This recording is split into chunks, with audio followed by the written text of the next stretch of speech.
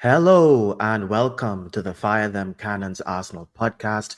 I'm Cal, this is Anton, and today this is episode 3, I believe. Still early days for us, and something big on the menu that we want to talk about today, the big clash of the Titans indeed. Arsenal versus Liverpool coming up next, right before the international break. We're going to give you our thoughts on that.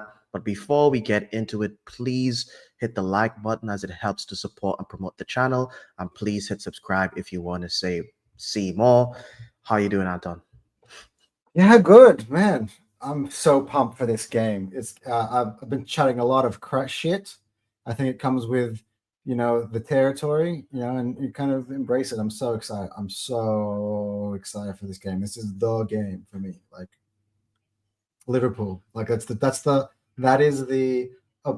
fan base that I've been rattling the most over the summer. So let's go. Let's do this.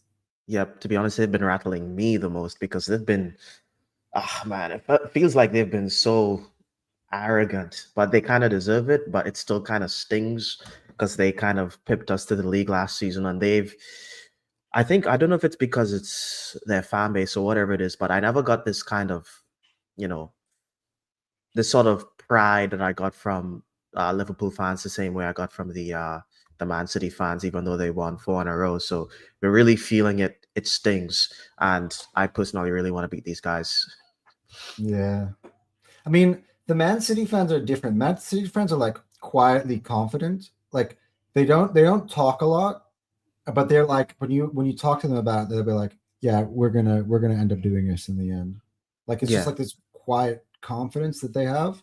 Where Hmm. Liverpool fans are like us. I think our fan bases are very similar. Our clubs are very similarly run. Like the fan bases are both very noisy and loud. Um, yeah, so lots of history between these two clubs. So yeah, it's a bit of a different feel. I feel like they've just all of a sudden kind of usurped us. Like it was us against Man City for a couple of years, and you thought last year like, okay, now's our chance to get over the line. Now, look, we can have this conversation another day about. I didn't believe that last year was our chance to get over the line after I saw the way we behaved in the summer window. Um, but I didn't see Liverpool being the team that usurped us, given that they had an even quieter window than us. Yeah. Yeah. So yeah, it's a bit like in terms of from Arteta's point of view, it's a bit awkward that this team all of a sudden came, that were behind us for the last 2 years before prior, and it was them who got to the title before us in the year that City didn't win it. So yeah, I think that kind of leaves a salty taste in our mouth, and it's for like it should have been us sort of feeling. Hmm. And yeah, this is the year now to try to right the ship. And look, well, I don't know how you feel about it, man, but I just felt like a year ago, I didn't think that Liverpool were as talented of a team as we were, and my perspective on that completely changed over 12 months. Yeah, because it felt like they were on a little bit of a decline, because they finished fifth, like the season before that, then they finished third, and it didn't really feel like it felt like they were kind of maybe fading away. Maybe Salah and Van Dijk weren't gonna be the Titans that we know them to be. Maybe it was just kind of them just fading away, but they got that boost from Arnie Slot. Good job to him.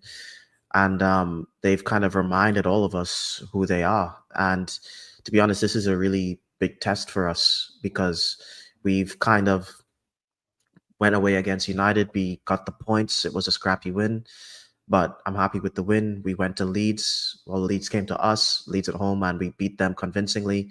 And now it's away to Anfield, that a place that we haven't won at since, I think they say it's 2010 or 2012. It's been a really, really long time. And yeah, we're gonna have to, show what we're made of. Yeah, I mean, it's not like we've been poor there. I mean, up until maybe the last 3 years, I think we've gotten thrashed there on multiple occasions. But we've drawn the last three seasons at Anfield, Yeah, but we I have believe. the So most one was going up 2-0 in that 20, was it 22, 23, where we, Yeah, well, I mean, it happened the opposite to them last yeah, year. We did it back to them. yeah, So, that was probably but the again, most painful draw oh I've ever seen because I felt like that was the beginning of the end for me no, for no, that season. I felt that day. By the way, when we went 2-0 up, I thought, okay, we're winning the league now. That Yeah, was the big. that's how it felt like because we were 2-0 up at halftime. It felt like, oh, we're gonna do it, and then it just all Yeah, changed. Granit Uh, Xhaka. I still do not know why he had to go and try to anger the Liverpool fans by getting into it with Trent. yeah, it was Like so he should bad. have known better. Honest, but again, it's a player who had a history of doing that. But I'm like, in that moment, Granit, time to show your maturity. Just move. Just like walk away. I feel like sometimes when you play professional sport, like I know you don't play amateur sports. Yeah, sometimes Yeah, you get kind of sidetracked by the battle that's like the smack talk battle on the field or on the court, depends on I play basketball a lot, like, and you kind of lose yourself in that. Like one guy said something to that, and it becomes the entire chatter amongst the team. So I imagine that's something that was going on there, and they just kind of forgot the context of the match and how it yeah, meant, and he just kind of lost it. And yeah, yep. that was Don't want to see that again. But we don't really yeah, have those types of players in our team anymore. I think we're a different team, we're a much more mature team. I don't think there's any chance of us just waking up Anfield. and there's no I think Trent. yeah, yeah, and yeah, I think we might piss Van Dijk off. I think he's probably the most fiery person there. But yeah, I think the only way I feel that there's a possibility of us waking up Anfield is if I don't know, Gyökeres clashes with Van Dijk or something along those Oh lines, and yeah. it gets kind of heated because Gyökeres is a really physical player, so I can see him rallying up, their center backs. So I don't know. I'm trying to think. Is there a scouser through and through who's in their starting 11 now? Because I think that was the big thing. Like Trent Alexander is like one of them, Mm, and Trent Alexander Arnold, and it's just kind of like academy guy scouser. And whenever you touch one of them, it just it Connor Bradley. yeah. I don't know if Connor Bradley is going to start. I mean, we could see because he did come on against Newcastle, so there could be a chance because like he's not fully Frimpong injured. is injured. Yeah, Frimpong is injured, but they started Soboslai right back. But we can get into that in a second. So I think we Yeah, can talk about how we feel like how we can with attack yeah. Liverpool, and we'll talk about kind of like the strengths and weaknesses. I think tactically this is a very interesting sort of matchup. Hmm. But yeah, what do we think about Liverpool overall? Honestly, like this is our chance to kind of give our take on how we actually feel about them. Remove Arsenal from the equation right now. Yeah. Let's just talk about them, like their strengths, their Okay. weaknesses. What do you I think, Cal? feel personally, I think they're a really strong team, but they clearly have weaknesses. I think they have weaknesses in defense. I mean, we saw in their first two games that they've conceded 4 goals in their first two games. Um, so they can be got at. Yeah, they are susceptible to conceding chances, big chances, and conceding goals. And their strength is their ability to dig deep and score the big goals, the big last minute goals when they need it, and to score during the game. I think they're very technically gifted side. I think Ekatike is a very technical player. I think he's pretty magical at times. I think, well, to be honest, one of their weaknesses is, to be honest, Woods. I don't think Woods has been very good at all for the first two games in the Prem. He looked really good in the preseason. I watched their preseason games, but in the Prem so far, I don't think he's really been up to snuff. I mean, it's only been 2 games, so I'm not saying that he's a flop, but he probably is still adjusting. I don't think this is the level of Woods. I think he is going to come good eventually, but I don't think he's going to come good against us per se in the next game. So I do think they're really strong. They have obvious weaknesses. There is no, and that's the thing about this season and this title race. There is no team that you know that there aren't questions. Like our biggest question is our all our new attackers going to gel on? Can we get it over the line? Liverpool's biggest question is their defense, and yeah, it's funny because Man City's question is their midfield and their defense as well. So all the big three title challenges, and even if you want to put in Chelsea, they obviously have questions as to, you know, the age of their squad. They haven't really been in a title race yet, so we're still asking questions of them. So, but even if you want to put those four clubs up, I think we can all be good at. We all have vulnerabilities. So yeah, I think I think going into the match we have a chance.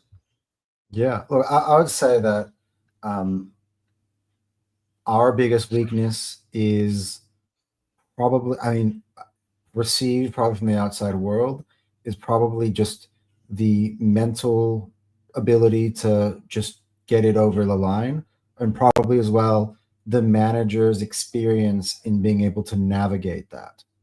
I Yep. think I think that's what most people, I think that's what many of our own fans would say if you really put a gun to our head. Like, Hmm. okay, the squad is filled out in a certain way. What's going to stop you from winning the league? And I reckon that would probably be the answer.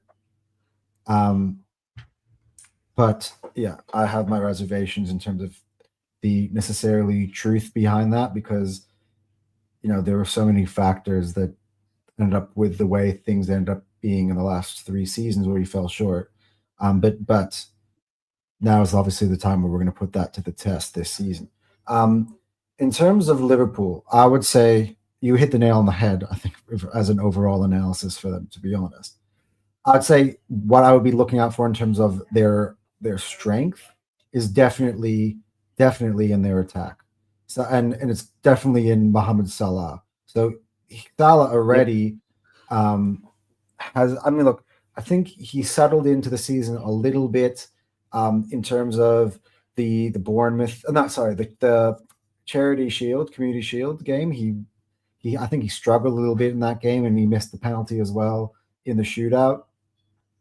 But and then as well, he was a bit quiet throughout the Bournemouth game, and then finally at the end, to kind of seal the game, make it from 3-2 to 4-2, he popped up Classic. with a goal. And then in the Newcastle game, I felt that he was became a lot more of a threat. Now it didn't really end up fully with like that end product, but Newcastle were definitely had their hands full with him, and I just feel like now it's kind of like I think both of our sides. The first two games or so were like a bit of a warm up. Like let's try to get one aspect of our like for Arsenal, let's try to get one aspect of our game, our defending side, sharpened when we play Man United. Now we're switching the focus to play Leeds. Can we sharpen our ability to attack, to control the ball through the midfield? And now it's sort of like about putting it all together. And I feel like it's the same for Liverpool, although I feel like Liverpool have kind of had similar performances in both their two games. I want to ask you about this. Like, do you get encouragement by the fact that Liverpool have blown two nil leads now this season? Of course, of course. And first of all, I don't think they're capable of. Well, I think they are capable, but I think it's highly unlikely they go 2-0 up against us. And even if they go, that if they go up, I think we definitely have the ability to score against them. You know what I'm saying? I Mm, think I think they can't. I think they're going to have a really tough time dealing with us because we're going to be the toughest defense that they've faced thus far, and they're not going to be able to just win through sheer quality. I don't think that's going to work against Arsenal because I think the gap in our teams are too close. I think you can go to Bournemouth and you can go to Newcastle and win off the backs of your extremely high quality players and moments in and of itself, and you can afford to make those mistakes. But I don't think they can make those mistakes against a team like us, and come out winners. If they play like they did against Newcastle against us, I think they lose the game. mm, And I think any Liverpool fan will tell you that. I think what a Liverpool fan will say is that they will raise their performance this game, which is probably going to happen. I think they do play better. I think it's going to be a really tough game for both teams. But yeah. Yeah, well, I think that's kind of where it's going to be interesting is when Liverpool are on the ball. Our greatest strengths that we know we can rely on is our defending, is our Hmm. ability to be solid, to be able to defend, especially when we're playing away from home. Like not even our wingers come in to support our defenders in a very effective way. Like Arteta just got them really well drilled. Like one thing that's interesting, by the way. So we'll touch on it later on, but Odegaard's availability because I think people underrate what Odegaard does in terms of in the defensive side of the game from his position, which he's a real I think he's probably one of the best pressers, midfield pressers in world football. Just the role he's able to play in that. So it's going to be interesting to see. Let's say whoever comes in, if he goes else, like if Odegaard can't start the game, if it's Wanieri or Eze, what they can do from that point of view of the game will show something to be very very interesting. But yeah, look, I agree. I think the spaces that they got in certain games are not going to be there. But I actually think, and this might sound homerism, that the spaces for us might actually still be there. I just closed my eyes and I envisioned their first game against Bournemouth in that second half, and Semenyo over and over and over again, whereas in acres of space. Like I'm talking about nothing around him. Like the Liverpool just I don't know what they were doing. They were completely disorganized, but he had acres and acres and acres of space to roam into, and it resulted in I think a goal and an assist, if I'm not correct, I know or I two think he goals. got two goals. Two Both goals, yeah. goals, right? Two He goals, yeah, cooked. exactly. Yeah. And I just feel like that's why I'm excited, for instance, for the debut of Eberechi Eze, because I just think about Eze occupying the Semenyo positions and having similar results. Y- So yeah, Yeah, I I don't know. think I feel regardless of the fact that we might have Saka for sure out today, and Ben White seems like he's going to be out too.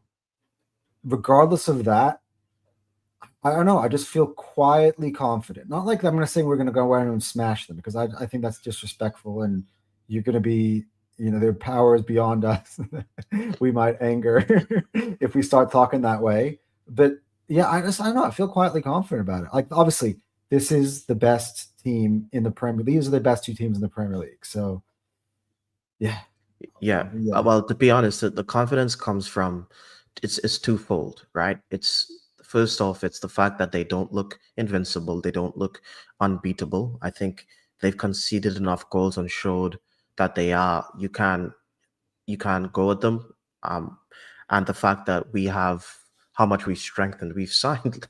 I know Nkapie isn't here yet, but we signed like 8 players, and our squad depth is quite insane. And you know, some of our quality in our attackers that I suspect that would be playing, like in terms of Madueke and Eze, is they're very, very good dribblers and they're able to, create space and create chances on their own, despite Saka not being there. And that's where the confidence comes from.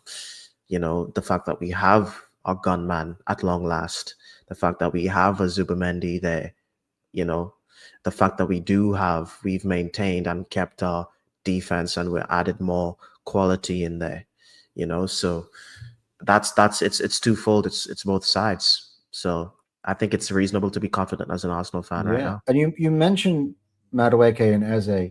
Actually, I've been looking at some of their performances against Liverpool with Chelsea and with Palace.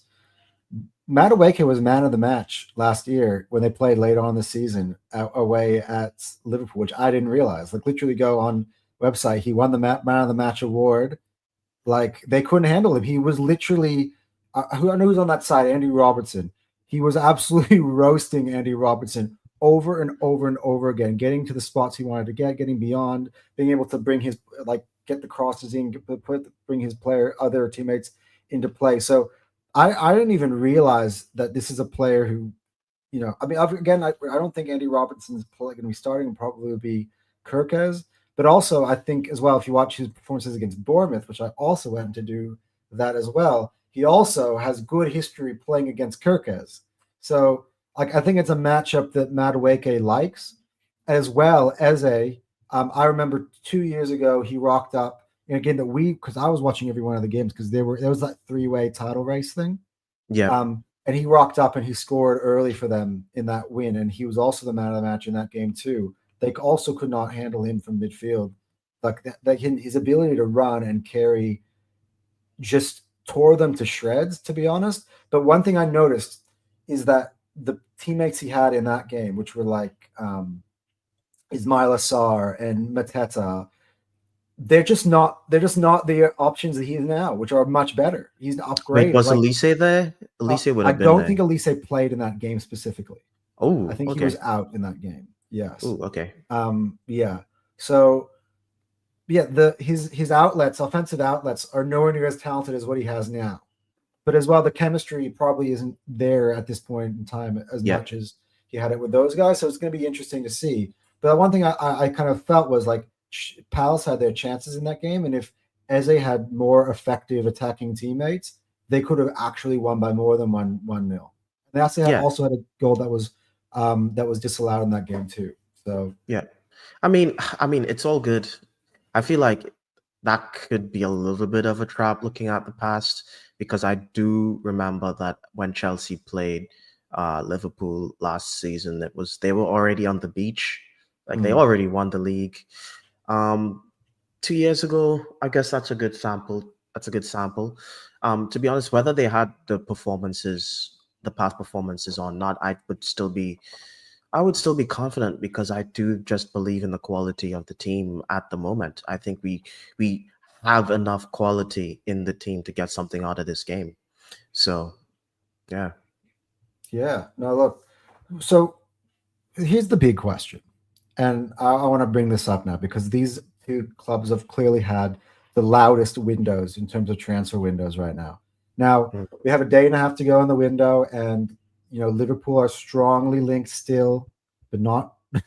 There's like I'm still gonna actually want to take a look at my phone and see if there's any updates, but yeah, there's a potential that they could bring Isak and Gahey to the club. So there are two parts to this question, actually. Number one, do you think this fixture came at a good time because it came before the window was closed? So maybe if we played this fixture later on in the year and they had Isak and Gahey, that it would be a tougher matchup than it would be today. Do you reckon that's a factor? But the other question would be, who do you think has had a better window thus far? And I'm talking about players who actually are here we goes or better or signed versus nothing that's unconfirmed and we're still chatter sort of stuff. So take Okay. take Isak and Gay at it for the moment and maybe add them back in afterwards. You know what I mean? Okay. Um. So who has had the better window? Mm-hmm. First the first question was did it come at a good time, this match?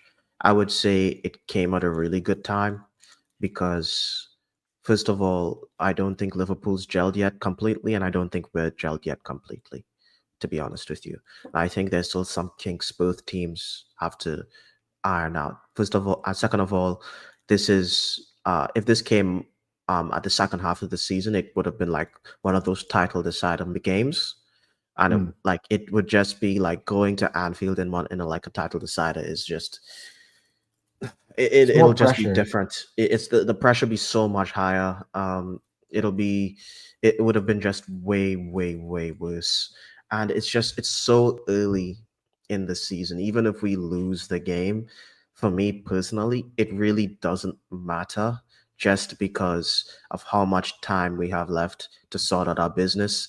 And we all know what our big problem is. Like Arsenal's biggest problem. Our biggest problem is beating those mid table teams on those teams low on the table. Like getting all 3 points from all those teams, the Fulhams, the West Hams, the Crystal Palaces, those guys, like slapping them. Those are the teams that we struggle against. I would love to go out there and just beat because I really want to beat Liverpool. Like let's not Mm. get it twisted. I really want to beat Liverpool. But it's not like a do or die situation right now. So the pressure's a little bit off. Um, yeah, and they don't have Isaac and Gurhi. So yeah, get them. You know what I'm saying? Hmm. So yeah, I think it is a good time. We were complaining. I personally was complaining about how tough our start was, but when you win the first two games, you kind of like go, well, maybe it wasn't so bad. You know what I'm saying? So that's what winning does. No, but it also leaves like space for. And so we're going to get Liverpool now. We're going to get City sort of 2 weeks after the break ish. Um, and City as well have not hit. Well, let's see. They're playing before we do, but they haven't clicked full gear at Is it all City at either. home or away? They are playing away at Brighton. Oh no, like when we play them, I'll be Oh, when we playing play them. them, we're playing at the Emirates. Okay. So we might still have that high pressure away game, Mm, which will probably be at later on the year at the Etihad, which is I mm, think close to the end of the season. mm, But yeah, I think you get these points in the bag, and all of a sudden that the fixture list sort of opens up for you. mm, And so like you have all your tough guys, your title rivals right at the start, mm, including an away trip to United, an away trip to St James's Park. That's all at the start of the season, and then the schedule sort of opens up, and then it's going to be about, as you said, can we go ahead, can we beat those teams in the middle section of the table when they're going to try their utmost to deny us in every possible way. mm. So yeah, I think you hit it in terms of like kind of like the maybe why we're not as nervous about this game. Like for instance, I'll tell you, regardless of the score, I'm coming on tonight to the terrace for the reaction because I don't know, like I'm not going to feel heartbroken if we lose. I will have enough energy in my tank to just sort of Yeah, like deflate their win as much as I can and move on. You know what I mean? And have a conversation about football. So yeah, and um, we if we lose the game, we still have so much time to just address the problems, talk about the problems, and fix the problems. Footballing wise, I think this is a good time to play them. yeah. Um, so what do we reckon? Do we reckon that we had a better window or did they have a better window? As it stands, we've obviously had the better window, just because people forget, people talk about words, but they forget that they lost Trent. Like everyone Not just pretends like, Trent. I think Luis Diaz. yeah, but people pretend like, I'm just going to focus on the Trent bit for a bit here. Mm. People pretend like Trent didn't exist. And it's kind of weird to me. When Liverpool fans are talking about their spine, they just skip Trent now. It used to all like every single time I used to hear Liverpool fans talk, it said Trent, Van Dijk, Salah, Allison. Mm. That was like they just repeated that over and over And again. and Robertson. They also say Robbo like all the Or they time. do, I mean, like those the big Back four. in there when they were winning Champions League, Oh, Robert, I'm they talking were about talking like the about Andy last Robertson in that spine as well for Robertson sure. kind of like He's they not kind he's of, not the same player anymore, but yeah, since like I think for about for 3 seasons now, they've kind of not really put him in that mm, mm, put him in that category. But mm. like Trent has left, and they've obviously replaced him with another creator in Woods. But that's No, just you mean in kind of Frimpong? Oh no. no, you were talking about in the creative standpoint of the game. Yeah, Yeah, gotcha. I'm talking about like talent level and creativity. Mm.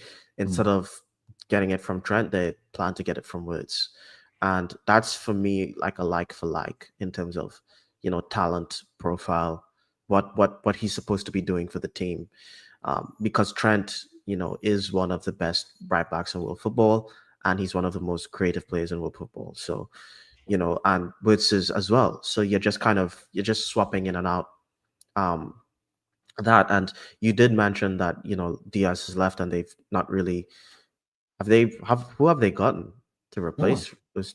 Like no no one. one. He's just That's sort of the point that I've kind of brought, which yeah. was like I thought like honestly, I'll be honest here. It's just me and you. Um, when they made that sale, when they made the sale of Diaz, I'm like, holy shit, they are going about to be loaded on financially, and they're gonna bring in a ton of players. They brought in one player since then, and that's a 18-year-old center back from Italy, Leone. Yeah, I don't Like, even know who he is.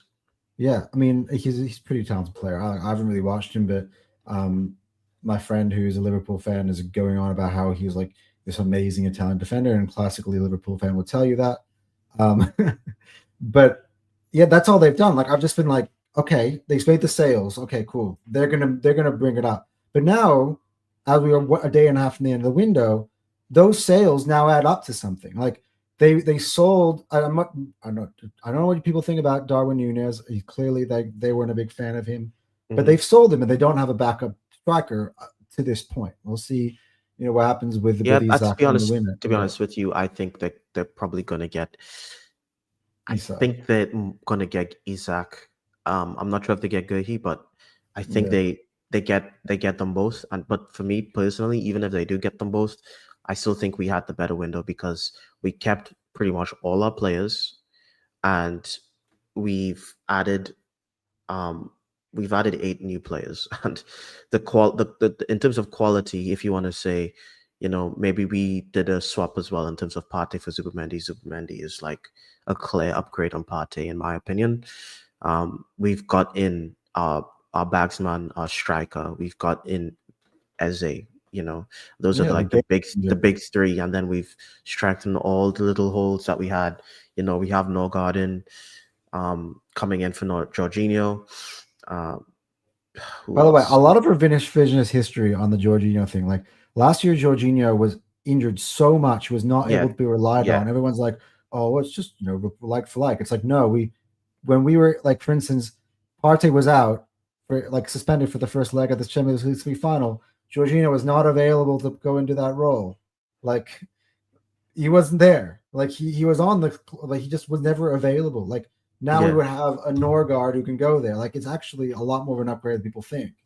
Anyway, yeah. you continue. And mascara, and so we've really, really strengthened our entire team tenfold, and we finally got backup for Saka Madueke, who is, as we know it, backup for Saka since we've kind of seen Eze come in, and you know, so I think we're really, really, really strong now.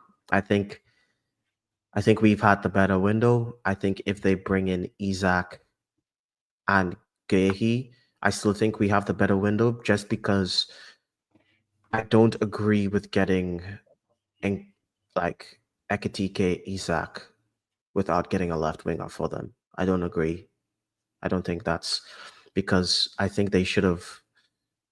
If they, it's either I think they should have gotten either Ekatike or Isaac and get in like a Rodrigo on that left because Mm, I feel like that was I my mean fear. Gakpo is good, but It's not even the Gakpo part. It's the Rio part. Like I just like I know like he scored the winner the other day and good for him. But like so the over reliance now, like we're talking about second, like rotate. That's the first reserve, right?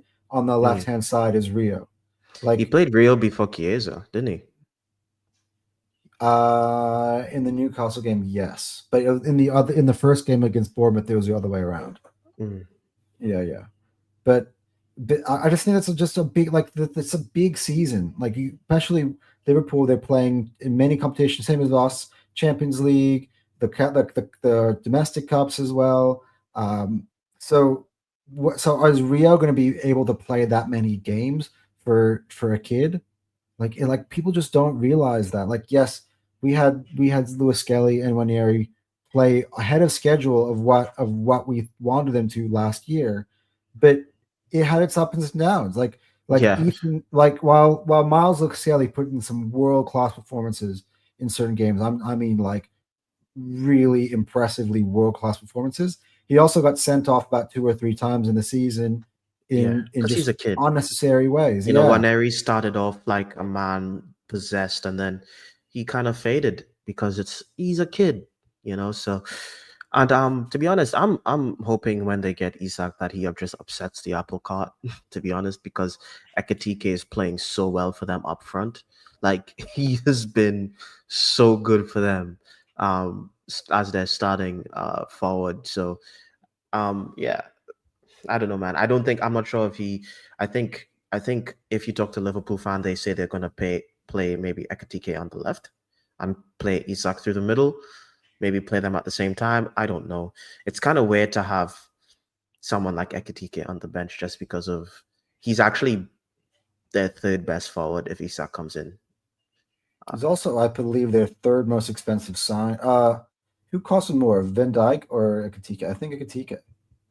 To be honest, the money thing isn't really Yeah, like a big thing for me. I think I'm right, more focused on the talent. I think talent level mm, wise, in terms of forwards, it's Salah, Isak, and then it'll be Ekitike. right. I'm not counting words because Oh, I like mean, no one's Gakpo. coming I in. think Gakpo is you're sleeping a little bit on Gakpo. I think I think he's an immense Ekitike's talent. ceiling is much like in terms of talent level is higher than Gakpo's. Yeah, yeah. Yeah, but I just think it's odd. So I do agree with you, but there's also other side that people aren't talking about. Like Isak has not really had a preseason, and we're now 3 weeks Yeah, in. yeah. He's been sitting on strike for about 2 months now. I don't know what the hell he's been doing. I mean, And Indy, then he's actually, I do, because Indy Kyla, gives us an update on his life every 3 minutes. Like, oh, right now, I could tell you with my information that Alexander Isak is brushing his teeth, in a hotel room. Like, that's kind of the information that we've been getting. But like, it's not football readiness. Like, he's been refusing to play or show up at Newcastle. Like, that's gonna take a very long time for them to try to get him to be Alexander Isak. And in that meantime, they could be dropping points. yeah. So Do you mind? it's Have you seen with Gyökeres how he's been staying back just to get match fit? Like he yeah, hasn't been, so he didn't have that like his preseason didn't start like the same time as all our other players, and he's still behind. Like he's still trying to catch up in terms of match fitness. So Isak's gonna, yeah, Isak's gonna yeah. I don't know something gonna about. I take don't some know time. enough about Alexander Isak, so I don't want to speculate. But I just feel like Gyökeres is more of this like obsessed trainer type of guy. Like, you know what I mean? Like he's just I'm gonna go behind. I want to like train like a madman for my. I just don't see that same sort of personality with Isak. But maybe because he's just such an introvert that you don't really see that part of him. Like I don't know. Adania Business is sending us said what, and all We got this is comments. with a yeah currently invisible words. Once he lights up, it's done. So yeah, but I don't think he's gonna light it up next game, Hold it. bro. I don't think Yeah. he's gonna light it up next game. Unfortunately, it's Look, gonna I, take I a don't know. little I bit. don't want to. I don't. I put him under pressure on my other channel. But yeah, look. I do agree, but I just think, to be honest, I think Arsenal's a very, very physical team. Like that's one thing people realize. People think that Arsenal. Like I actually heard a Liverpool fan say earlier this week, "Oh, yeah, I think we can get at Arsenal. They're unlike Newcastle. They're not a very physical team." I'm like, everybody's been comparing us to Stoke, man. Like, like if you think we're not a physical team, you have Arteta's something coming. obsessed with physicality, bro. Like he Yeah, just like if you're under 6'2", he doesn't want you in his defensive line. It's ridiculous. Like yeah. Look, we're extremely physical, and then we one thing you're have talking about Verts, and look, there's every opportunity because he is a world class player. I'm not gonna put him down. But what I would say is I've watched Verts for a very very long time play for Leverkusen, and he's a very finesse player. He's sort of like Mesut Ozil was for Arsenal, like where when things get kind of very very physical, he can sort of just fade away a little bit. He he doesn't like confrontation. Like he's that type of player. So when things kind of the physicality boils up, Verts isn't the type of person that put himself among that. So it's going to be interesting. Again, he's going to have to sort of acclimate to a new league where the physicality and the speed is a lot different. yeah. I think he will adapt though. I just think it'll probably be. I reckon I reckon around 10, 11 games in. I think around maybe around Christmas, we're gonna see we're gonna see it like where it's kind of start to play. Yeah. All right. Well, let's move on here because let's kind of talk about the game and how we can approach the game and the threats that Liverpool have. So how we would set up technically, and we're kind of gonna go to get. We're gonna do is we're gonna do each of us going to present our 11s. So how we would line up. So not necessarily how Mikel Arteta would line up, but if we we're Mikel Arteta, how we would line up. So, Cal, I'll let you kick things off. I'll let you go ahead and tell us your starting 11 and how you like kind of just your thought process behind how you set the team up. Yeah. So, So, first of all, obviously Ryan goal, and then I had yeah, Calafiori. got Ryan. Go. Yep. Yeah. Calafiori at left back, and then obviously Saliba, Gabriel, and then Timber as right back. So, can I And ask you? Just pause. We're on the yeah, at the defense. Yeah. yeah, Um, what is so when you think about the matchup of Liverpool's attackers like Salah, Gakpo, for instance, more out down the wings and Ekatika. I mean, Ekatika, yeah, when you got Gabriel and Saliba, it just kind of yeah. speaks for Well, the itself. thing is, Salah's But yeah, probably going. the balance between the Yeah, left backs and Salah's probably doing with gonna Salah. cook. It's probably gonna cook Calafiori, to be honest. But I because he always cooks us. I think I'm like Arteta needs to know that, hey, like we can't just let this happen every single time.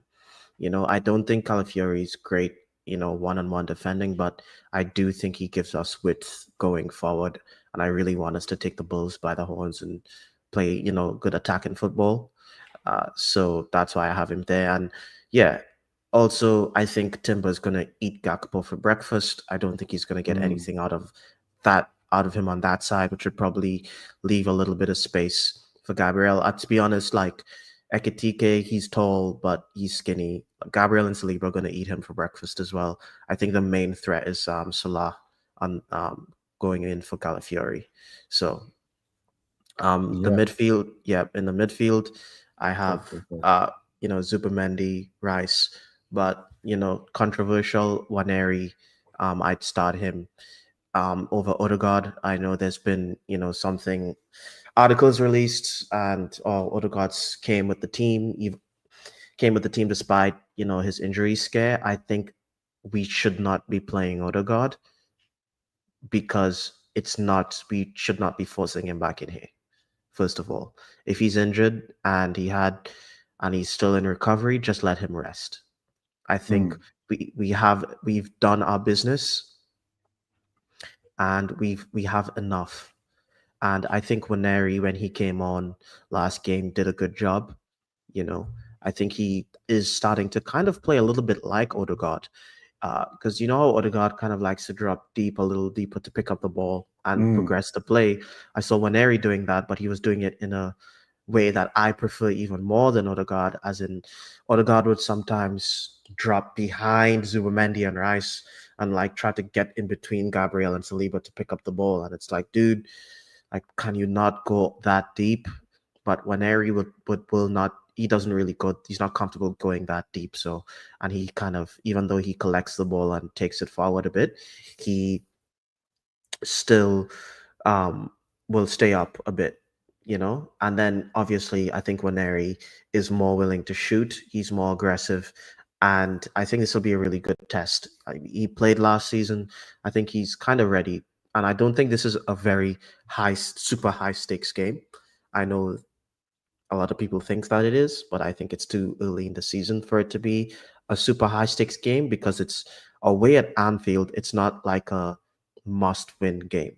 And I think we should be, taking that risk. And you'll know why I put him there when we get to the forwards. Obviously, Zubamendi and Rice, because, Zubamendi is amazing in that role, and Rice is amazing as that left eight as well. And they do, for the past couple of games, they've been doing that swap C's thing where sometimes Zubimendi's deeper, sometimes Rice is deeper. I expect them to do the same thing. Forwards, I would play Eze on the left instead of as a 10 because I think Eze is going to be playing on that left for us more.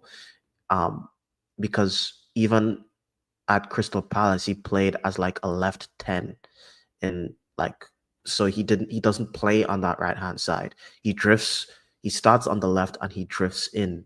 Like that's his play style. I don't think playing him as a right sided 10 is making use of his full capabilities. We have enough talent in the team so that he doesn't have to play in that position. We signed Waneri, we gave him that new contract. Let's use him.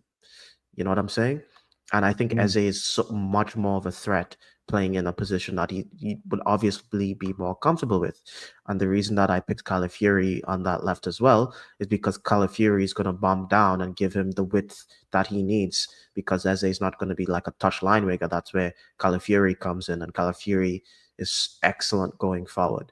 So I think that link up, that Calafiori Eze Rice link up, is going to be amazing. And obviously starting Gyökeres, it's like it goes without saying. I think he's going to eat Konate for breakfast. I think Konate has been extremely suspect, and I expect him to give him the business. And I also expect, because Gyökeres likes to drift to the left and Eze likes to drift in, I think there could be some interplay with that as well that makes it extremely interesting. And obviously Saka's been injured, so we have Madueke starting, and that's what we got him for. I think Madueke has looked pretty good for us. And I think he's probably going to cook, and he has something to prove. I think he's seen the reception that Eze's gotten, that Eucharist has gotten. He's probably feeling a little jealous. And I think he's going to play with a little bit of a chip on his shoulder that we need. And I think he wants to establish himself as an Arsenal player. And I think this will be his time to shine. I'm expecting him to try and do something. I don't think he's going to shrink away from the occasion if, if the sources are true and they say that he does have that kind of mentality to persevere. So yeah, this is what I would do, and I think we get something out of the game if we play like this. Can I ask you just one last thing on your thing? So you've obviously left out some players out on the bench. Who do you think is gonna make an impact? What type of changes would you make to the team? Let's say if the game was going well, like who would you reckon could be an impact Um, specifically? okay, let's see. Well, we have Mascara on the bench. But to be honest with you, I'm not sure why we change any of our defenders. We don't have Nkapie yet. Um, and to be honest with you, if Ben White is still injured, correct? Mhm. Yes, if Ben White wasn't, well, if Ben White was here, I would probably use him maybe. Put Timber on that left hand side as a better defender, Mm. potentially. Miles Lewis Skelly. I'm not sure if this is the game for him, to be honest. I think Mm. I think because if we play with Eze and Rice, I'm not sure if he makes an impact as a left back. I think he could make more of an impact if we sub him as an 8 for Rice, as a more attacking player, you know. Mm. And if Odegaard is, healthy, we probably wouldn't start him, but maybe if we need something out the game in the last 20 minutes, we could put him on there, see if he does something. But I don't think he should be starting the game. Yeah, I mean he's clearly been pictured now with the team, Mm, so he's with the team in some capacity. So mm. whether or not like he's going to start the game or not remains to be seen. But I do think if he doesn't start, I think you're right. I think he takes part in the game in some way, And shape, or form. obviously, is Max Dahman with the team, or is he still on Yeah, vacay? Max Diamond is with the team. Well, obviously, I want to see if we want to get something out the game, maybe we put on Dahman and get us a penalty again. I don't know. Yeah. No, no. Well, like, yeah. One thing I'll say about Diamond is that if he's coming on in the game, we're going to probably get him at a time where like Van Dijk has been playing for like 70 odd minutes Mm, in the game, and Damon's got this kind of attitude where he doesn't really care that much. Like he mm. just goes after. You know what I mean? He just keeps dribbling and doing his thing, and it as you said in our last pod, like it can really just get under the skin of some of the more older sort Yeah, of and I think defenders. he will cook Cookes the same way Madueke will cook Cookes. So I mean, and even more so because as I just said about Van Dijk, Kirkaz could be 70 minutes in. You know, mm, he's not at his. You know, he's a bit tired. mm. Um, and you bring in a young 15-year-old kid who's just got got the most Careless. insane, yeah, insane skills and mentality. So yeah, all right. Well, I'll tell you kind of my 11, and it's a little. I've gone a little bit different than you. You can tell me if I'm overthinking as we go on, but I've been thinking about this back and forth. I've changed this about 4 or 5 times. So Man. like yeah. So obviously, Ryan goal. So my back four, a little bit different than yours, and it's going to look weird until you see my front line. Mm, But the way I've been thinking about it is maybe it's just about the Mohamed Salah effect, and watching the way, and maybe 2 weeks in better fitness, Calafiori is not going to get destroyed on his side like he did against Mbeumo when we played United away. That's kind of the thing that's in my head. I'm like Mbeumo, like so. We had started with White and Calafiori in that game. Timber mm, solves the other side, the Gakpo mm, part, as you mm, mentioned. The Mohamed Salah one is just the fact that White is out. It drives me nuts because yes, Timber, for instance, last year when we played them at the Emirates, it was not until Timber came off the pitch injured that he was able to come in and score that late goal, like where he just got the mismatch that he wanted. I'm pretty sure mm, we had like Partey was shifted to right in that late part of the game, and Timber had him in his pocket for the entirety of the game. And for me, if White was fit, it's a no-brainer. You put Timber to the left and you put White at right back. So it's sort of like there's so many different ways you could try to shuffle that left Oh, I didn't hand think about side. something. The What? mascara. Mascara on the Mascara right? right back. That's what? Mascara right back and Timber on the left. That Because could I work. think they say I'm not sure. There were rumors that Mascara could start. He can cover on that right hand side, but I don't know. But There's my issue then about Mascara then on the right hand side is like I don't look I don't know. I haven't seen Mascara play right back. yeah, that's a There's not problem. much tape of him playing right back. I've Hmm. seen glimpses of it, like at Valencia, in terms of like on the YouTube clips, but it's like maybe 5% of the clip. um, and I just don't know, like, if he's equipped to be able to take on like a Cody Gakpo, like. So suddenly Yeah, I we don't have that know. issue maybe with Cal. I don't know. We haven't seen enough of Mascara. He's coming Yeah, on yeah. cameos. Even in Hmm. preseason, he didn't start any preseason game. He came in on Hmm. cameo. So we really just don't have enough information Yeah, about that to make an assessment, I think. So that's yeah. kind of You're why right. I probably haven't put him in. But that was Mm. really I gotta say, Cal, that was an awesome suggestion. I actually didn't really think about it. Yeah, because I only So thought about it after you started talking about, Timber on Salah, and I was like, oh, how do we make that work? right. You know what I That's mean? what I want. I want to get Timber on Salah. That's really what I want to be able to do. But because White is there, we don't have a natural right Mm, back to cover, mm, and you're sort of like it ruins the balance of the team. yeah. Because yeah, the only other way that Timber goes to left is if you play Mascara at right back. But I've got Miles Lewis Skelly simply for his pace. Mm, Now, Miles Lewis Skelly also struggled against Salah when we played them. Actually, I don't know fully because he had at the start of the game, I think Salah had him on toast. But as the game progressed, Lewis Skelly, I think, started to figure him out a little bit, and Salah's impact in that second half, especially when we were coming back, was a lot less. Like he did, definitely had a few of his chances as well, but I think he started to be able to kind of hang with him a little bit. But I just kind of feel like I'm nervous about a Calafiori against Salah matchup. I am, and you putting Calafiori makes sense to a certain point because he's probably earned that spot. He's probably actually one of our best, not just defenders, players through the first two games of the yeah. season. Like he I scored a just I goal just don't and know. then he Maybe I'm provided, overthinking it. or he scored that goal that won us the first game, and he had that awesome pass to Eucharist in that second game. Yeah. He's the only one who played that, like actually played the ball to get Eucharist going.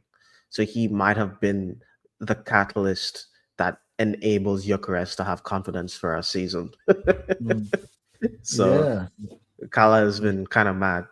Cal has been good. Like again, I feel like the lineup I tried to play is going to be some form of a mix between what I put and what you put. Yeah. It's going to be some sort of version in between.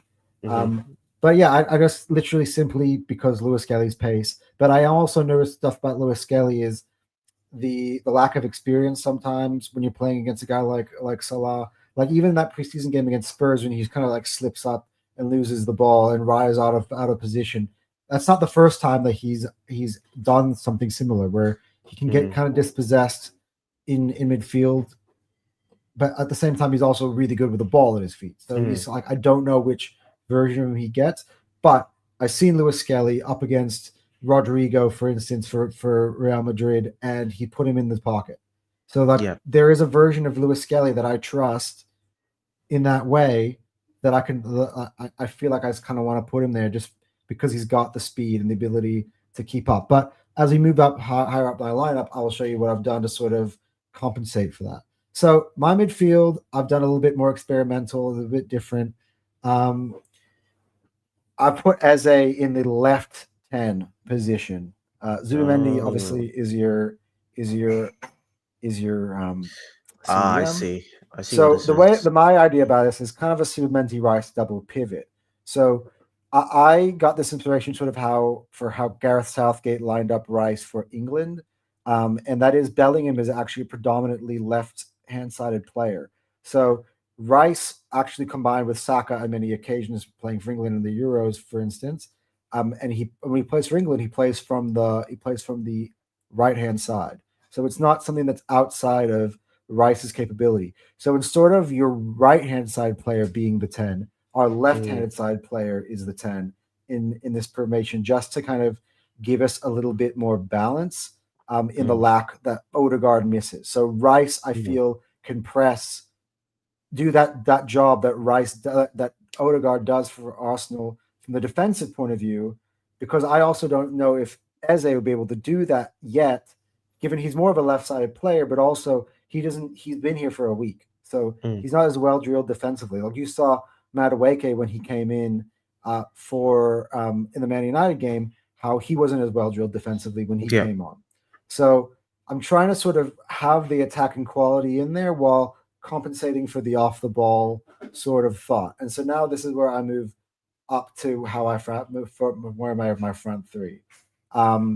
And I've gone again. It's not going to be popular amongst the Arsenal fan base in general, but I've gone Martinelli, and I just feel like this is actually who's going to be starting out on the left for Arsenal, given Arteta's history with setting up away from home. And Martinelli, while we have our issues with him going forward, with his dribbling, with his head down, and how his form has been off the boil for about maybe 2 seasons now, defensively, he is one of the anchors in terms of how Mikel likes to set up strategically. So, like when I'm talking about Mohamed Salah, like your lineup, I feel is great balance because Calafiori and Eze help each other out. Like that is a good balance. But I'm not going to put, for instance, if I want to play Martinelli in this team, I'm not playing Martinelli with Calafiori because you have two players who like to bomb up forward and leaving you gaps in Mm, behind. Where I've got Miles Lewis Skelly, who's a bit more of an inverted left back, but he's also got a lot more speed to cover Salah, and I've got the help with Martinelli, who also can kind of double and help with Salah in more than defensive, like part of the game. And like I just Mo Salah, I've got him on my mind. That's kind of the way I've set up this team. And Madueke and the other time, so I sort of had the opposite problem. So that's why you got Timber, who is your stronger individual defender on the right back, covering for the deficiencies of Madueke, which is he's not really good in the defensive side of the game at all. In fact, that's so even Leeds somehow got down our right hand side last week in the first mm, 30 minutes or so. Like you remember they had a header that they went over the bar. That was a result of Mataweke's inability to defend. Um, as much as Calafiori, again, I don't know if I like that balance. I like this balance a lot more, and obviously Victor Gyökeres up front. So that's sort of my 11, my thoughts. What do you think? What do you think about it? Like I can see you making some faces, Oh, I but just I just find it hilarious that I think what you did is actually good. I just find it hilarious that you're just using Martinelli as a defense piece, and he's like the starting left winger. But yeah, I think we're what all you away from what you home. said is yeah, what you're saying is I think what you're saying makes sense. The only thing is I'm not sure. The thing is, like, does Eze every like in the left eight position? Does Eze kind of is he used to playing with three people ahead of him? I think he's only used to playing with one person ahead of him because at Crystal Palace it'd be like it's Mateta. two tens and then Mateta and then it's just a Teta ahead. I'm not sure if he's used to Yeah. having something like that. And also, does Lewis Skelly get in the way of Eze? You know, do they kind of Mm. bump into each other because they're kind of occupying the same space because Skelly's kind of inverting? So yeah, Yeah. I mean, yeah, I guess there's so like I could I get there are some like again there are some deficiencies in your yeah, team that I pointed yeah, out throughout my team. So like yeah. it's hard to get that perfect It's hard balance. because we don't know what Eze actually plays like yet as Yeah, well.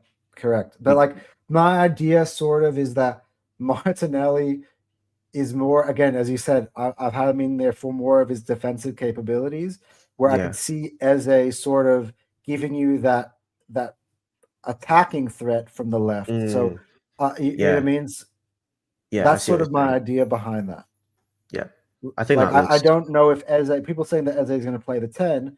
I don't know if he's going to play the 10 in the Martin Odegaard like for like Yeah, because he's I not a mean, I right had hand the side same. player. I had the same argument. I don't think he's gonna play on that right hand side. I like the fact that you put him on the left because that's where he's used to being. You know what I'm saying? So the fact that we both had him on the left, I think I'm happy with that. To be honest, I'd be happy if we started with this formation as well. Um, it doesn't. I'm not seeing. It's a lot better than the really shit formations I've been seeing in on What are Twitter. the stuff that you're saying that you didn't like? What do you mean? Like, give me an example. Or like examples of bad formations that I've been seeing. Hmm. Like I'm seeing like us playing pretty much the same way that we usually do, but Eze is not really in the team. Martinelli starting ahead of Eze. There are people who are playing like doing 11s, and Eze isn't in the team, and Yeah, Martinelli Eze is on the starting. bench. I Yeah, well, stuff actually like I want to address that, Cal, because I've seen some shit. Um, like I think they were talking what it was on Sky Sports, and one of these guys goes like, "Yeah, I don't think Eze is going to play. I just don't like everyone thinks that Arteta is got this stubborn certain way, which he has in the past, but they overdo it. Like yeah. the whole People like said that Gyökeres wasn't going to start against Manchester United. people, my co-host, But like I wasn't. I said don't be surprised. I didn't say it's never going to happen. That's what you know what right? I'm saying. And Yeah, he's everyone's just obviously got this idea proven about Arteta. You know what I mean? he's proving people wrong. People were saying. I think one of the big things is like Arteta doesn't swap these players. It's like the reason why Arteta never changed players is because our bench We're was so weak. Fabio Vieira. That's what we had on the bench. We had Reece Nelson on the bench. We never had like I think last year we had like a bunch of kids on the bench. So the idea that we couldn't get rid of some, like we wouldn't change some of our players is like a fallacy. We a lot of the times we didn't play Waneri instead of Odegaard is because Waneri wasn't ready yet, as evident as some of his end of last season displays were too hot, and it's just because he's a kid. Mm. So I think it's a bit of a fallacy. And by the way, I just want to touch on Wanieri because you definitely give a good case behind why Ethan could start, and if he did start, I wouldn't complain about it.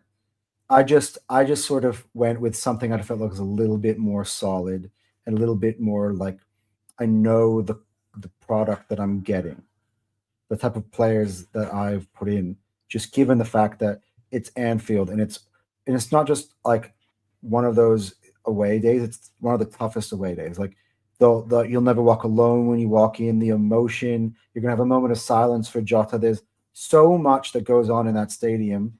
It's got like a character on its own that none other stadium really has. I mean, Old Trafford back in the day before this, before what we're seeing now, but like with Sir Alex also had that sort of effect as well, I think where the yours stadium could is, swallow you yeah. whole.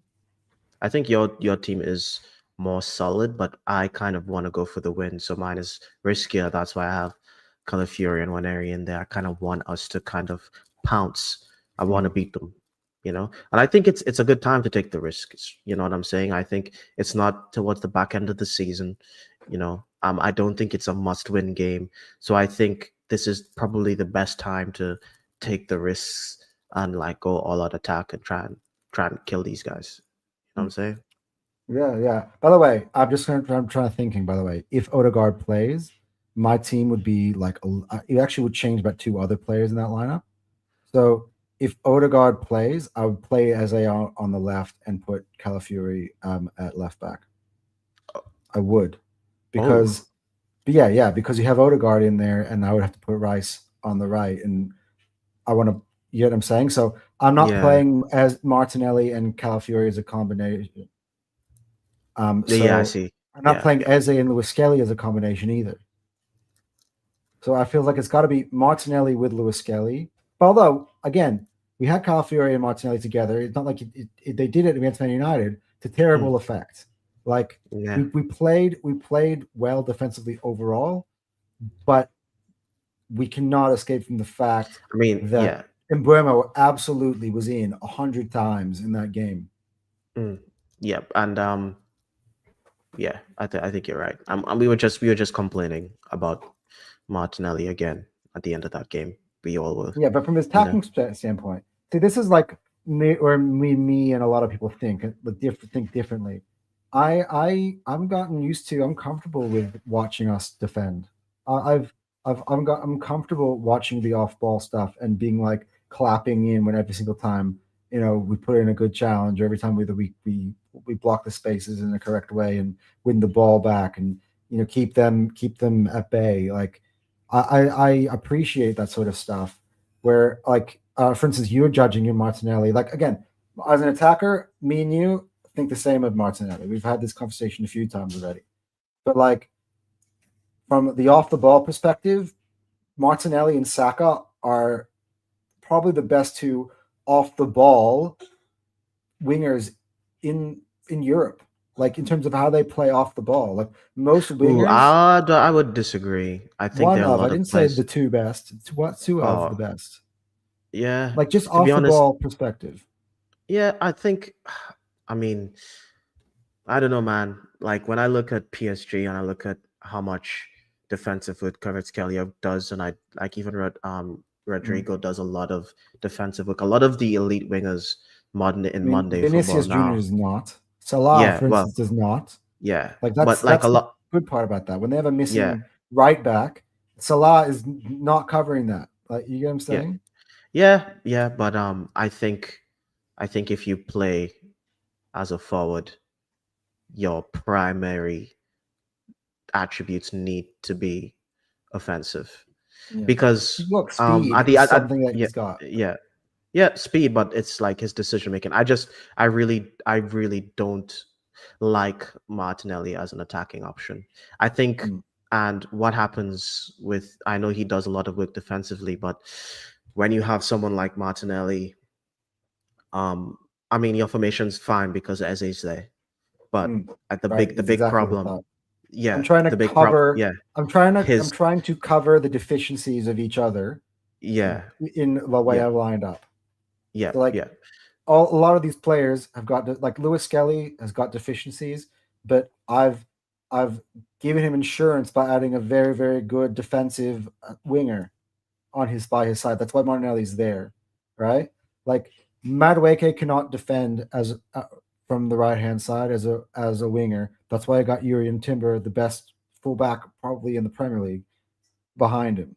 Like like Eze is generally not from the right hand side, so I've swapped him so he can play on the left. And again, Eze he makes up for the Martinelli's attacking deficiencies by being an option that can drift left from the 10. So that's kind of yeah, my thought process. And by the way, Zubamendi and Rice in there as double pivot. People underestimate the creative abilities that Zubamendi holds. So that's yeah, another exactly. aspect to this lineup or to the game in general that people aren't really looking at. Mm, yeah, because he doesn't have Anyway, the right side bias. So yeah. yeah. All right. So anyway, let's maybe we're at 1 hour 10. Let's give our how do you think the game's gonna play? What's your scoreline prediction? My scoreline prediction is 3-1 Arsenal. I think. Oh, Yeah, I don't think we win by one. I think we win by a two-goal margin. I think they obviously score, but I mean, I'm obviously just looking at the types interesting. of goals. No one obviously scored against us so far. Yeah, yeah. Well, I think they have like one of the best attacks in the league. Mhm. So if we're gonna get scored against by a team, it'll be them, Mm. you know. And it's not like Manchester United didn't have their chances. I think Liverpool will probably take their chance. I think we score one or two goals off a set piece. I'm not convinced with Liverpool's set piece defenses. Set piece again, ole ole, and I think either Eze or Madueke scores as well, and I think we win by a two goal margin. And so and I don't think they create. I don't think they score more than one against us. I don't think we concede more than one goal So unless who do you think would unless score for them? And do they score I think first? Do they score somewhere in the middle? Like how? Like I think I think I think we score first off a set piece. I think that's just gonna happen.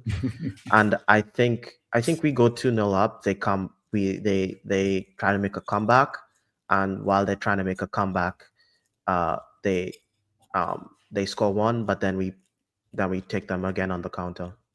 so like for like a 2-1 until like extra time sort of injury Yeah, time sort of thing, and yeah. then we So get it's one like goal. I think it goes 2-0 2-0 to us. They make a comeback, and then uh it goes 2-1, and then we beat them on the counter when they're still attempting to make a comeback. Mm. So Yeah, I'll absolutely love that, and I would be coming out with my chest fully pumped mm, after that one. yeah. Um, I see this in a little bit of a different game. I mean, but similar. So I actually think we're going to go behind in this game. I just don't know. I just sometimes when we play these rivals like away from home, a game like this, somehow you have that moment where like they're just in and they score, and you're like, Mm, oh my god, what a start to the game.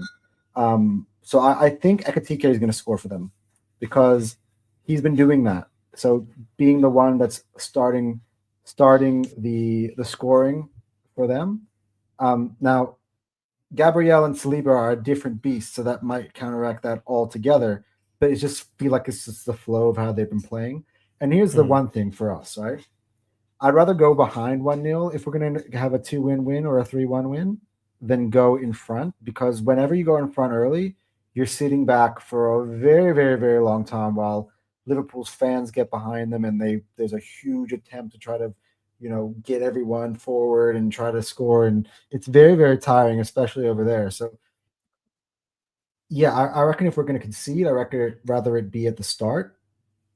And then I actually think, yeah, again, we're going to probably get some sort of equalizer on a set piece.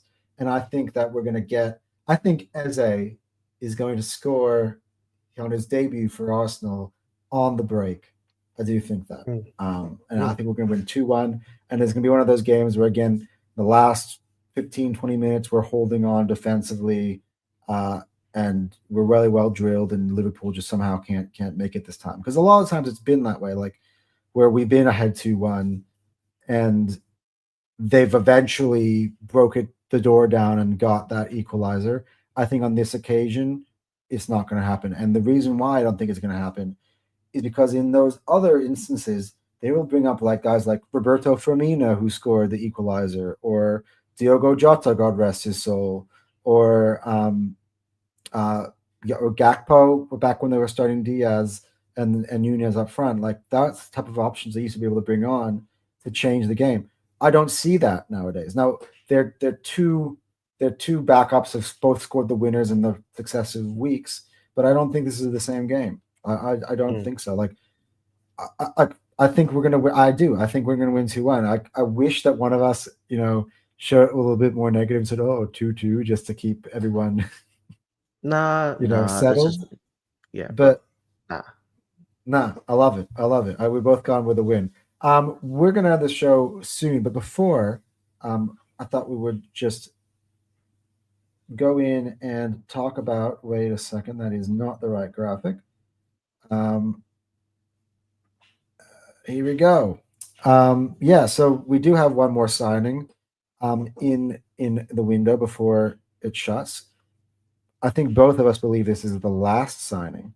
But Yeah. yeah, Piero Incapié is now, here we go, to Arsenal. We if you watched our previous show, we broke down this player in big detail. But now that it's over the line, Cal, how do you feel about the signing in general? We'll talk about the window in the next pod, but Yeah, I think it's great. I think and the I was thinking more about it. The way we approached this signing is like how Man City usually approach their signings, where we have like a player in Kivior who wants to leave. We don't block him leaving. We say, okay, if you want to leave the football club, we'll allow you to leave, and we made it smooth. We allowed him to leave. We got the price that we wanted, and we went and replaced him.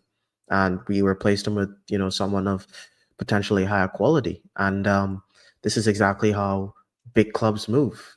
It's not something that I'm used to seeing from Arsenal Football Club. And the fact that I was extremely happy with Eze, if Eze was our last signing, the fact that we're still doing business and we got something like this guy, I mean Capie in here is really good. He's an invincible. Maybe that's going to be good luck for us. But yeah, extremely happy that we were able to get the business done, and it's a loan deal with an option to buy, not an yeah, that one obligation. confused me though because Fabrizio, on the other hand, even after Ornstein said option, he continues to use the word obligation. So I'm really confused as to what is the truth. I But think yeah, I think it is an option.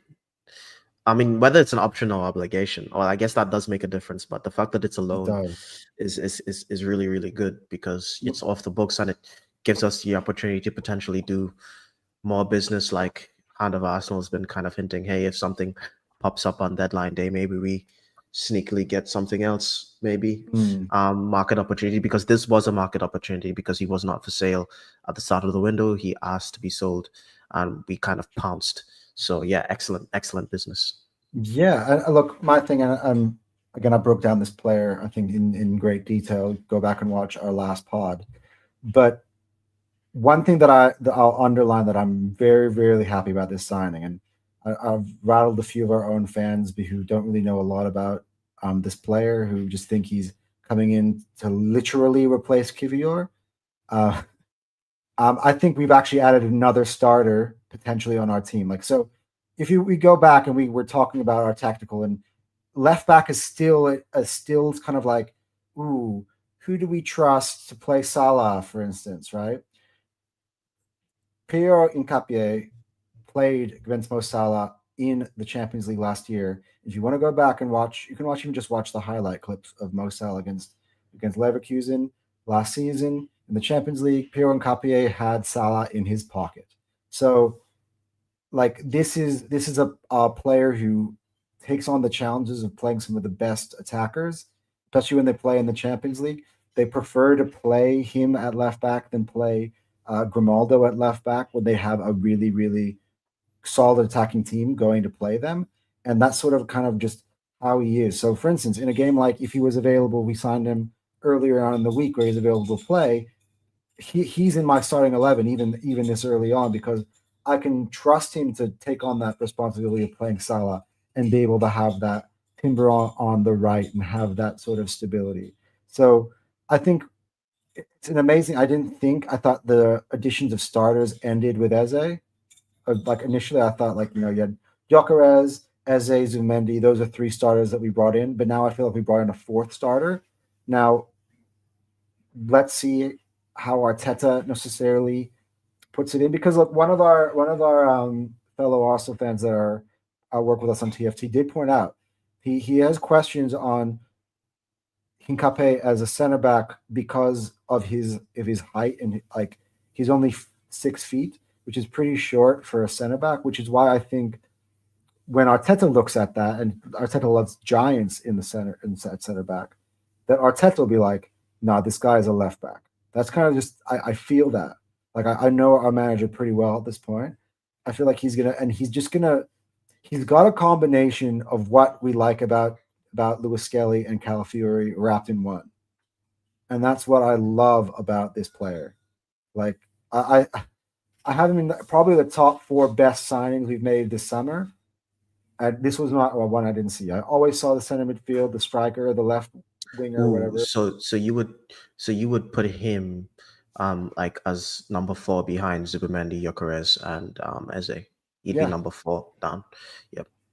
I mean, because That's the rest that's of kind them, Madueke is the backup, Norgard's the backup, um, Mosquera is the backup with great potential. So I probably put Mosquera probably as 5. I'd probably put Madueke as 6. I'd put I'd put well, if Norgard Nkap as if Kepa maybe Nkapie a is 7. 4, if What? Nkapie is 4, that means Madueke is probably 5. Five Yeah, or you said six, 5. five Yeah, or you're six. right. So like depends you like Madueke or Mosquera. We're going to see Madueke probably more play this I season, think but in I have a terms good of a feeling about him. youngster with great potential, I think you have to put Yeah, his Mosquera age as is, 5. and also his he's how old is he? He's 23. Nkapie. Yeah, he's just turned 23, not very Yeah, recently. so it's like he's entering his prime. His age profile is perfect as well. Yeah, I again, whether it's an option or an obligation, I think the player will play his way into an extended stay at Arsenal. I do not really see a situation where where Arsenal doesn't take the option to extend him. I Mm. think it's just too good of a business. I think it's put that way. I think I was listening financially. If it's an obligation, it's on the books for this year. If it's an option, it's on the books for next year, sort of thing. So I think that's sort of like the technicalities behind the contract. But yes, making it an option is if the player doesn't perform to his capabilities, you can just be like, all right, we give it a try. It was good. Thanks for coming, and we'll see you later. So Well, um, to be honest, if that happens, I'm not sure if we win the league. I think we're probably going to need him. I think if we keep him, it's probably because we've won. You know what I'm saying? I think if like let's be honest, we have a very strong team here. If he comes into this team and performs like how you saying, performs to his potential, like that's kind of nuts. So yeah, this could be a really important signing. So I'm happy. I haven't seen him like you've seen him, but I trust your word, and it's yeah, it's looking great. yeah, I wrote on my Twitter. I'm like, I said like, get ready to no one's ready to see what you're coming like what you're gonna do Mm. to bring this league because I just think he's perfect. I think he's perfect. Like there are a few players in our team I think are that we brought in from overseas that are perfect for the Premier League. The first one being Victor Gyökeres, and the second one I think being Incape, and the other one being Mosquera. Like, but Mosquera is gonna develop a little bit much. And not to say, by the way, Zubimendi, who also came from overseas, not to say that he's not going to be a great Premier League player because He's I he's think he he's is. he's The started physical, that amazing. just it's just the size isn't Yeah, he necessarily. doesn't look like Yeah, Zubimendi. Doesn't look like he's that strong, but he's really strong.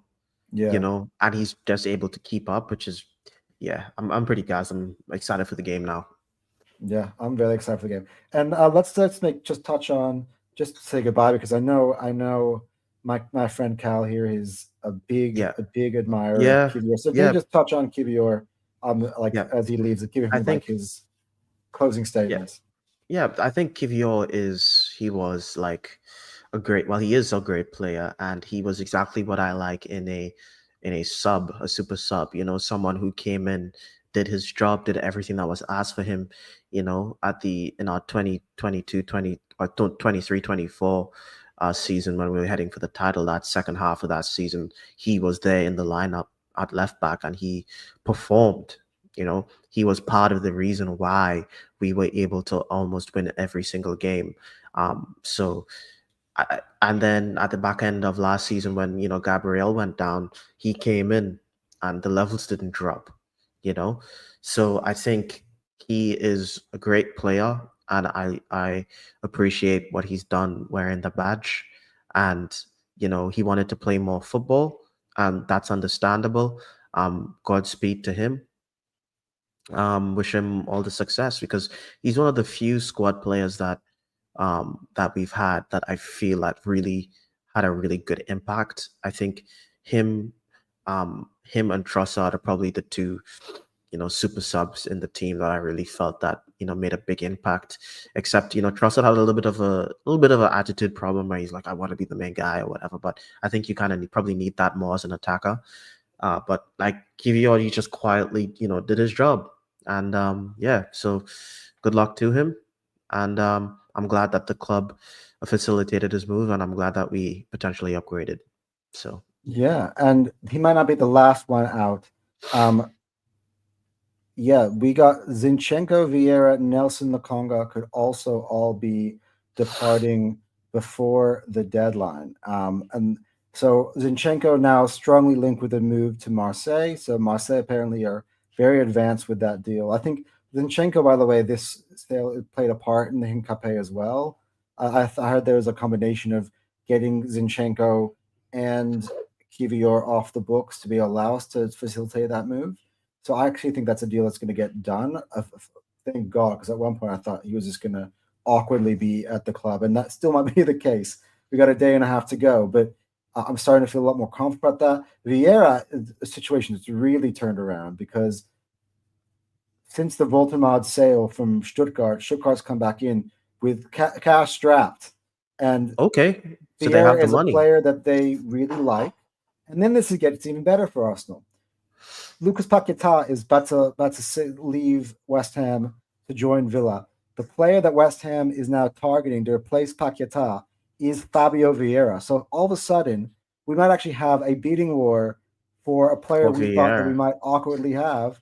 He's got two really, really keen suitors now. So I actually think this is a deal that is going to happen for the end of the window. And again, he's still a good age profile. Like he may not cut it at Arsenal, but he could work. I mean, definitely in the Bundesliga he could work, but at West Ham he could work as well. Like it's Mm, just a different sort of just not to cut the mustard. We move past players like mm, Vieira, like Sinchenko. It's not like those players were poor. They they were we just kind of left them behind. That's sort of like the way I kind of mm. feel on those players. Reece Nelson um, looks like he's on his way to Crystal Palace. They're also in advanced talks there. I think Fulham were really really close to wanting to add him on loan. They've kind of turned their attentions elsewhere. And Nelson seems like he's going to go to Palace, which again doesn't surprise me. There are a lot of conversation when we were interested in Eze early on in the window that it might actually be that Reece Nelson goes the other way and as part of the deal it seems like that maybe that might materialize one way or the other that Nelson ends up at Palace again. I mean, a good place for him to go. Like there is a void I, there. We just took I it. think that Like you know I what I think mean. that'll be a good So place for him. Yeah. yeah, and then Sammy Lokonga looks like he could be on his way to Turkey with Trabzonspor. Apparently really keen to take the player on a permanent deal. Actually, so I look, think. Arsenal could do business. What do you reckon, Cal? Do you reckon that's a lot to I mean, get done, or do you think? I think it's a lot to get done, but I think if it gets to the point where you are getting rid of all of them, we might bring in one more Mm, because that's four players gone. That's quite a lot. But yeah, whether we get in anyone to come in or not, I think it's fine. I don't think we're going to use those no, I players don't think we pretty much need. We anyway. don't. I don't think we Yeah. need an extra signing. To be honest, I'm be Oh well, frank. to be honest, I would love just Yeah. someone else on the left. So Uh, let's talk but on this. This is our very very last point on the day. And you brought it in. You segued very very well there. And so Hand of Arsenal has been saying this for a couple of days. He kind of been hinting at like when we was talking about us bringing in Hincape, he goes, oh, um, Berta's got his eye on the window. Like he's keep his eyes for monitoring situations in the last couple of days. Um, then he started being a little bit more front forward about this, and he made this post late last night with a picture of Berta on the phone, basically saying that Arsenal are eyeing up one more player in the attacking areas.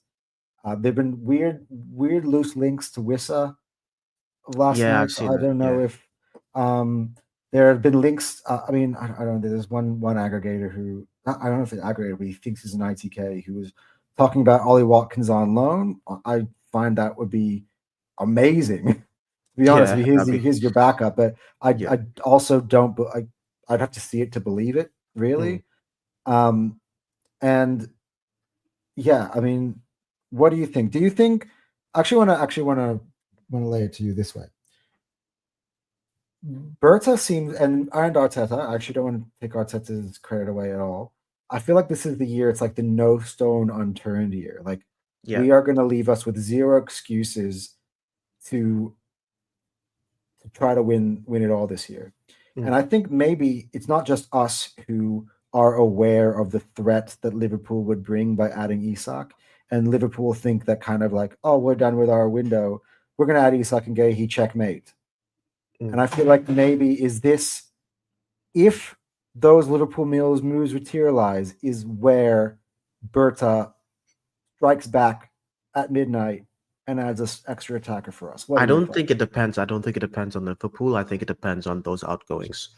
I think if 3 to 4 of those players that leave, I think we probably get another striker in just because Kai Havertz is about to have surgery, so he's probably gonna be out for a while, and when he comes back, he's not gonna be 100%. Plus, I know for a fact that I remember seeing links early in the window that suggested that there are clubs that are monitoring the Kai Havertz situation, you know, and he might be on his way out next summer, which wouldn't surprise me.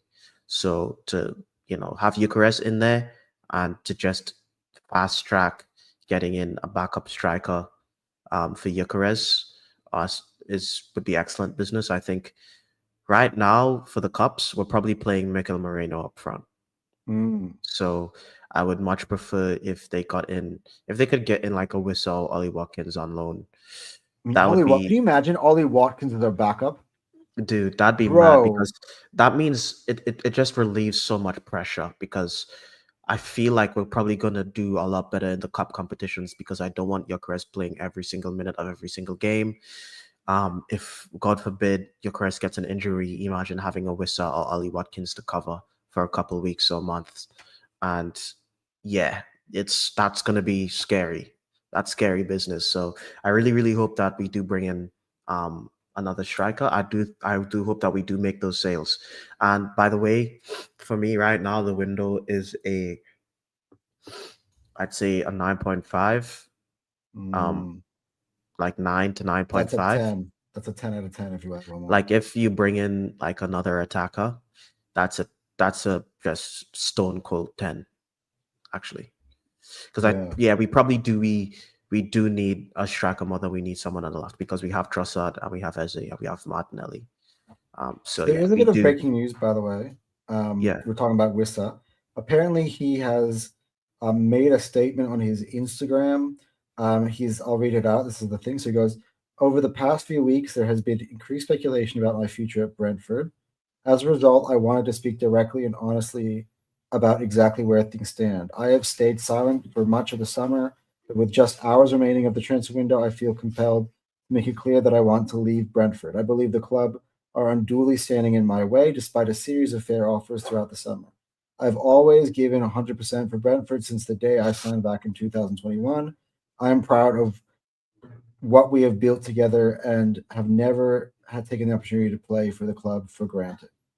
So yeah, he is making it very clear that he wants to leave. Now that's been followed up by both Ben Jacob and Fabrizio Romano saying that Newcastle is the destination of choice for Wissa.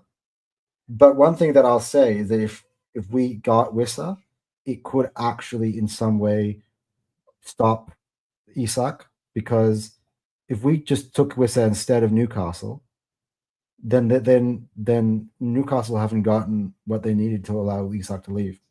Yeah. So it could be a smart move maybe for us to do it. Yeah, to be honest, yeah.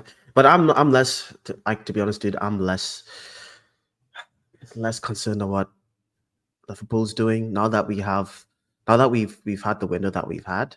I'm a lot less concerned what they're doing, and I just want to make like strengthen us.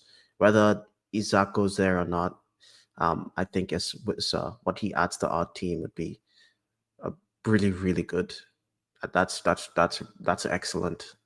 That's a pipe Mm. dream though, but I would love for us to go in for a striker. Yeah, look, there are Another one. actually a few things. Like the window's moving mad, by the way. So apparently Chelsea are also looking to sign a striker now so that they can allow Nicholas Jackson to leave. Mm, So that could also, add extra complications. Maybe they go in for Oh, No, they're Wissa not type going. of player. You No. don't How old think is Wissam? he's not their profile, is he? How old is he? Um, Good question. If it's anything over 23, it's a no. 28. Yeah. No way. No Mm. chance. To be I honest, think I almost probably even I think even for for us, Arsenal though, I don't yeah, like him. yeah. I mean, I don't But like Watkins' age profile either, to be oh, I'm honest. not. I mean, age profile. I don't know. I mean, I'd love it if we got like a young up and coming striker to play alongside Gyökeres, but I think that's a future summer move. I don't think that's yeah, now. yeah, I don't think you uh, have the time to do that now. yeah. But I actually got a question for you, because we're gonna have to wrap up. Um, if we got Ollie Watkins, now if I'm playing total fantasy here, and Isak happens, what would you rather have, Gyökeres and Watkins, or Isak and Ekatike? Obviously, with I'd rather have what we have right now, Gyökeres and Watkins. Like honestly, that would just, for me, I would love it if they still got Isak and Gehi, because like some of their content creators, like if we get Isak and Gehi, it's over, and then somehow we close the window and we get Ollie Watkins, and I'm like, we're still the favorites. Yeah, to be honest, it's like, but I mean, Gyökeres has proven like this, like his killer instinct is just something that we just lack. Like Mm. people were complaining that he took the goal instead of Max Darman for that first game, and What? I'm sorry, yeah, that's a thing. But I just want to say something. Mm. He's the only player at Arsenal Football Club that is where goals is his number one priority. That's all he cares about. All he cares about is scoring goals, and we need that type of player in the team. We need someone who will sacrifice everything to get the goal. Because we have so many team players. We have so many guys that are linking up, doing dummies, passing to the left, passing to the right in the box. We need a guy that will shoot the ball and will Mm. take the pens and who just he wants the golden boot because he's surrounded by the other guys that will facilitate for him. So we need him, and he's hungrier for goals than Isak. And after what he was willing to do to make the move possible, the fact that he took salary cuts, his agent took cut, like in terms of he is an Arsenal player, and I think it's disrespectful for any Arsenal fan to still be daydreaming about Isak, because No, yeah, I agree. yeah, it's I it's actually like never daydreamed about Isak, to be honest. yeah, it's I never like did. okay, it's like he wants Liverpool, like he's gonna be a Liverpool player. Just get over it. We got our guy, Yeah, So from that's that what I would say on perspective that. of Yeah, Isak to Liverpool, it's never been like because Arsenal didn't get him because I'm yeah, jealous. It's yeah, more of a perspective of I don't want a rival to be strengthened. Like yeah, I've never been yeah. on the whole 100%. Isak That's thing. what. It's not because I didn't rate him as a player. I clearly rate Mm, him as a player. yeah, he's an It's excellent player. because I always felt, maybe it's sort of the belief that's carried on into this, my Liverpool opinion, that Newcastle have made it incredibly hard to acquire him. Yeah, I So thought he like wasn't. Yeah, I I'm never like, I'd rather like. just go elsewhere and not worry. Like, Mhm, look at mm, the headache of this. Like, I'd rather have just gone elsewhere. We did the exact right thing. We were like, okay, he's not for sale. We're gonna go get Gyökeres. yeah. How many goals has Isak scored for Liverpool this season? None. How many goals has Gyökeres scored for Arsenal this season? Two. Too. Okay, let's move on. Like he's here. It was an easier deal. He's embedded in the team, and he wants to play for us, and he's an excellent player. So I don't think we should be, focused on someone else's player. Yeah, look, I want to close off on this statement because I think my dad, when I was talking the other day about this, he said something to me that I was like, right, because I was just, as I've been doing on this pod, obsessing who's our better Arsenal player, Arsenal or Liverpool, Arsenal, Liverpool, like, and he goes, Arsenal can only strengthen to a certain capability. Like we can only focus on what we have got in our team. And our team and what we've done from a personnel standpoint, we've strengthened Arsenal almost as far as you possibly can, given what was available in this window. Like, don't worry about what Liverpool are doing. Like it's their job as well to also strengthen to the best, highest capability for that they could have. So now Mhm. we're Arsenal at their best, Liverpool at their best. We're going to go head to head, and the football is going to translate not necessarily, do you think this player is better or do you think this player is better? And I'm like, yeah. Yeah. Oh, is that me? Oh, got it. My girlfriend's cooking. Anyway, on that note, guys, maybe I'll mute myself. Do you wanna Yep. end the All right. stream? On that note, we'll just sign off and just remember to like and subscribe. And we'll see you next time. Thanks for tuning in.